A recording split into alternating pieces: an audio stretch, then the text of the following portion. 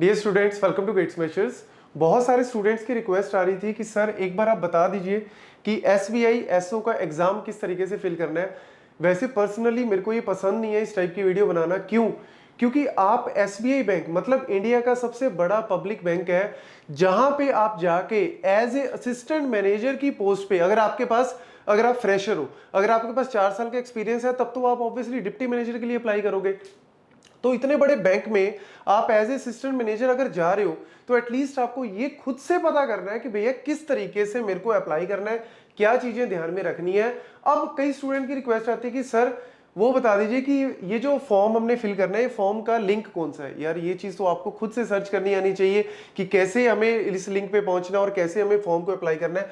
But फिर भी कई बार क्या होता है, फर्स्ट टाइम स्टूडेंट भर रहे हैं, तो मेरे को उन स्टूडेंट्स का रहता है जिनको थोड़ा सा डर लगता है भरते टाइम कोई गलत ना हो जाए, कोई इस तरीके से इंफॉर्मेशन मैं गलत ना भर दूं। तो मैं इसीलिए उन स्टूडेंट्स के लिए स्पेशली ये वीडियो बना रहा हूं कि गलती मत करना, खुद से सीखो। एक बार मैं आपको बता रहा हूं कि किस तरीके से करना है, बाकी आपको खुद से जो है वो सारा देखना है। अब यहां पे अगर मैं बात करूं, तो जब आप फॉर्म को अप्लाई करोगे तो सबसे पहले वो रजिस्ट्रेशन के लिए मांगता है। रजिस्ट्रेशन में सिंपली आपका name, first name, middle name, last name. अगर मिडिल नेम नहीं है तो कोई दिक्कत नहीं है, मेन तो आपका फर्स्ट नेम ही आता है। और उसके अलावा आपका फोन नंबर, ईमेल आईडी आपने रजिस्टर कर लिया। आपके मोबाइल नंबर पे बस मेन ध्यान रखना, आपका मोबाइल नंबर, ईमेल आईडी सही होनी चाहिए, क्योंकि आपको एक मैसेज आता है कि आपने रजिस्ट्रेशन सक्सेसफुली कर लिया और फ्यूचर के लिए ये आपका रेफरेंस नंबर है। उसके बाद जब बेसिक इंफॉर्मेशन आपने भर ली, दूसरी चीज आ जाती है आपकी फोटो एंड सिग्नेचर। फोटोग्राफ आपका साइज जो उन्होंने दिया, उस साइज में आपको फोटो जो है वो अपनी पासपोर्ट साइज बिल्कुल फ्रंट की डालनी है। और अगर आपको लगता है कि साइज बहुत बड़ा आ रहा है, तो ऑनलाइन बहुत सारे टूल्स ऐसे आते हैं जहां पे आप साइज को डिक्रीज कर सकते हो। आप साइज को डिक्रीज करके प्रॉपर्ली डालो, सिग्नेचर को डालो प्रॉपर्ली। उसके बाद फिर आ जाते हैं जी आपकी डिटेल। डिटेल में एक तो पहले डिटेल आ जाएगी आपकी बेसिक डिटेल, जिसमें आपको नेम वगैरह सब अपना डालना है, आपका जो एड्रेस है वो सारी इंफॉर्मेशन वो तो आपको पता ही है, खुद से डाल ही सकते हो। यहां पे जो क्वालिफिकेशन एक्सपीरियंस वाला है, यहां पे सबसे ज्यादा स्टूडेंट कंफ्यूज हो रहे हैं कि सर मेरे पास कोई एक्सपीरियंस नहीं है, या मेरे पास कोई सर्टिफिकेशन नहीं है, या मैं थर्ड ईयर में हूं, मैं फोर्थ ईयर में हूं, मेरी सप्ली है जी, मेरा ये है वो है। तो मैं आपको बता दूं कि क्लियर कट इन्होंने लिखा है कि 31/8 तक, मतलब 31 अगस्त तक आपकी जो क्वालिफिकेशन है, जो कि आपकी क्वालिफिकेशन एलिजिबिलिटी में जरूरी है, वो कंप्लीट होनी चाहिए। आपके पास प्रोविजनल सर्टिफिकेट जहां पे लिखा होना चाहिए कि आपने 31/8 तक अपनी डिग्री जो है वो कंप्लीट कर ली है। ये चीज मेंशन इन्होंने की हुई है। तो वो जो फाइनल ईयर वाले है या पुराना भी कुछ पढ़ा है, तो भैया वो नहीं कर सकते, ध्यान रखना। दूसरा, ग्रेजुएशन में इन्होंने क्लियर कट बताया हुआ है कि आपके बीई वाले आ जाते हैं, जहां पे computer science engineering, software, information technology. अगर नहीं भी विजिबल तो कोई बात नहीं, आप खुद से जब पढ़ोगे तो आपको वहां पे दिख जाएगा। Electronics, electronic communication, computer science engineering, ये बीटेक भी आ गया। और इसके अलावा आपके पास इंफॉर्मेशन टेक्नोलॉजी से रिलेटेड ये सारी, मैं थोड़ा सा आपको जूम करके दिखा देता हूं। वैसे इसमें जूम करने वाली है नहीं, क्योंकि सारी चीजें आपको वहां पे दिखी जाएंगी।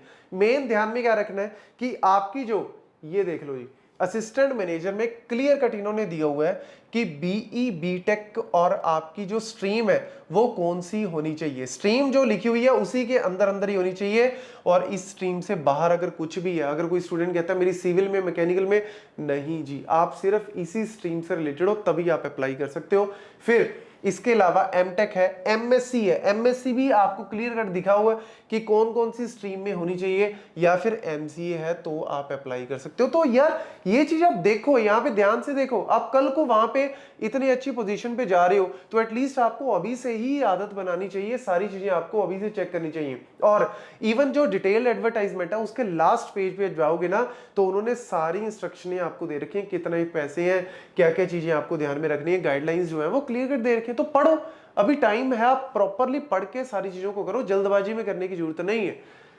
देन ये आपके पास आ गया जी डिग्री, सब्जेक्ट वो स्ट्रीम आप चेक करो जी। ग्रेजुएशन जो स्टार मार्क होता है, अब ये भी स्टूडेंट पूछ रहे थे सर स्टार मार्क वाले में तो मैंने भर दिया, बाकियों में नहीं भरा। यार स्टार मार्क जो है वो मैंडेटरी फील्ड होता है, वो तो आपको भरनी पड़ेगी। बाकियों में चाहे अब नहीं भी है तो आप जब भी, आपका तब भी चल जाएगा। देन अगर मैं बात करूं यहाँ पे do you have preferred qualification certification as on 31st। अब ये सर्टिफिकेशन में स्टूडेंट उलझ रहे हैं कि सर मेरे पास सर्टिफिकेशन नहीं है, या कईयों का आ जाता है सर मेरे पास 2 सर्टिफिकेशन है।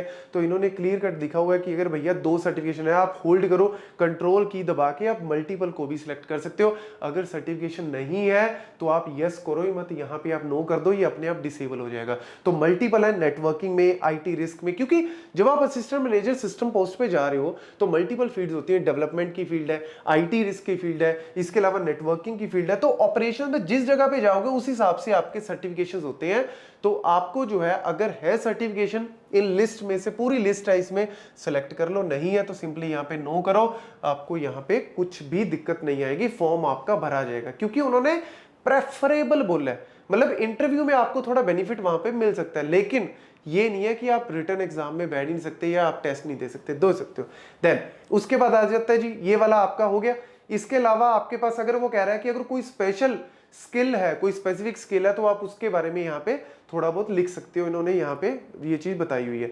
मेन उसके बाद आ गया जी, सर मेरे पास एक्सपीरियंस नहीं है तो मैं कैसे करूं। यार यहाँ पे कहीं पे स्टार मार्क है, स्टार मार्क है नहीं है ना, तो आपको बोल ही दिया असिस्टेंट के लिए, असिस्टेंट मैनेजर के लिए आपको चाहिए ही नहीं, तो आप फालतू में क्यों डर रहे हो। अगर आपके पास नहीं है, आप इसी साल पास आउट हुए हो, तो इस पोर्शन को स्किप कर दो। और अगर आपके पास है 1 साल का एक्सपीरियंस है या 2 साल का एक्सपीरियंस है, तो आप डिप्टी मैनेजर के लिए तो अप्लाई नहीं कर सकते, बट इसमें मेंशन तो कर दो ना। अगर आपके पास 1 साल का एक्सपीरियंस है या 2 का है, तो आप एटलीस्ट मेंशन करो, क्योंकि उसमें भी आपको बेनिफिट मिलेगा। कल को इंटरव्यू में जब आप जाओगे तो वो बताएंगे कि भैया आपके पास एक्सपीरियंस था, पूछेंगे आपकी क्या रोल थी, क्या रिस्पॉन्सिबिलिटी थी। तो यही तो चीजें, और इसमें कुछ है ही नहीं। ये सारी चीजें सिलेक्ट करो, लैंग्वेज जो आपको आती है वो लैंग्वेज करो, और इसके अलावा जो है वो आपका फाइनल में वो जब ये सारी चीजें कर दोगे, सेव एंड नेक्स्ट कर दोगे, इसके बाद सीधा का लास्ट में आपके पास यहाँ पे पेमेंट वाला पोर्शन आ जाएगा। ये देख लो जी, यहाँ पे डिटेल्ड वाला तो मैंने बता ही दिया, यहाँ पे डिटेल वाला आ गया। इसके अलावा डिटेल के बाद जो है वो प्रीव्यू करना है, और उसके बाद डॉक्यूमेंट जो है उन्होंने जो जो पूछे हैं वो डॉक्यूमेंट अपलोड करके फाइनली पेमेंट करके आपका डन हो गया। तो ये पॉइंट जो है सिर्फ इसलिए बता रहा हूँ, डरने की जरूरत नहीं है, नहीं है कोई दिक्कत नहीं है। अगर आपके पास एक्सपीरियंस नहीं है चल जाएगा, अगर आपके पास सर्टिफिकेशन नहीं है चल जाएगा, कोई दिक्कत नहीं है, लेकिन कंप्लीशन होनी चाहिए आपकी डिग्री जो भी आप अप्लाई कर रहे हो, ठीक है। इसके अलावा इसमें कुछ नहीं है, फटाफट से अप्लाई करो। चैनल पे हमारे ऑलरेडी कोर्स का आपको पता लग गया होगा, नहीं पता तो आपको नीचे लिंक दिखा हुआ है। आप जो कोर्स है हमारा, इसका पूरा SBSO का प्रॉपर, जिसमें एप्टीट्यूड IT वाला ईच एंड एवरीथिंग अच्छे से करवाया जाएगा, आप कोर्स को फटाफट से रजिस्टर कर सकते हो। Thank you.